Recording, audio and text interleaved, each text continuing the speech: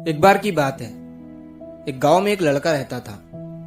वो लड़का पढ़ाई में बहुत होशियार था, लेकिन उसकी पढ़ाई नहीं हो पाती थी क्योंकि वो लड़का अपना घर भी चलाया करता था।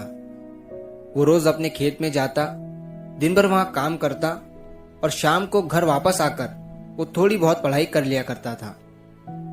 अब जब वो लड़का 12वीं क्लास में गया तो सभी गांव वालों को ये लग रहा था कि हमारे गांव से यही लड़का 12वीं में फर्स्ट आएगा, क्योंकि गांव वालों को भी पता था कि वो लड़का पढ़ाई में बहुत होशियार है।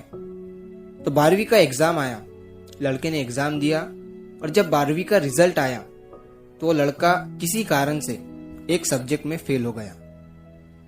जब गांव वालों को ये बात पता चली तो सारे गांव वाले उस लड़के को ताने देने लगे और उसका मजाक उड़ाने लगे। वो जब भी अपने घर से खेत की तरफ जाता तो उस रास्ते पर उसे जितने लोग मिलते वो सब उसे ताने देते रहते।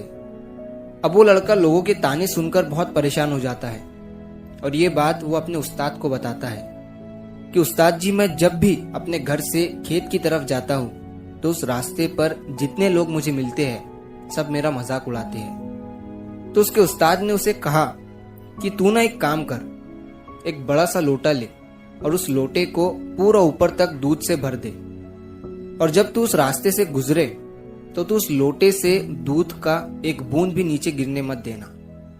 लड़के ने एक दिन वैसा ही किया। वो जब उस रास्ते से दूध का लोटा लेकर निकला तो उसका फोकस उस लोटे पर इतना था कि उसे लोगों की आवाज ही सुनाई नहीं दी। वो इतने ध्यान से उस लोटे को लेकर चल रहा था कि उस लोटे से दूध का एक भी कतरा नीचे ना गिरे।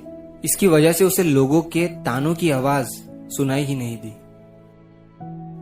तो इस कहानी से हमें ये सीख मिलती है कि अपने काम में इतना ढल जाओ, इतना फोकस अपने काम पर लगा दो कि बाकी की चीजों का आप पर कोई असर ही ना हो। लोगों की आवाजें, लोगों के ताने आपको सुनाई ही ना दे। जैसे कैमरा होता है जो सिर्फ अपने सब्जेक्ट पर फोकस करता है, बाकी सारी चीजों को वो ब्लर कर देता है।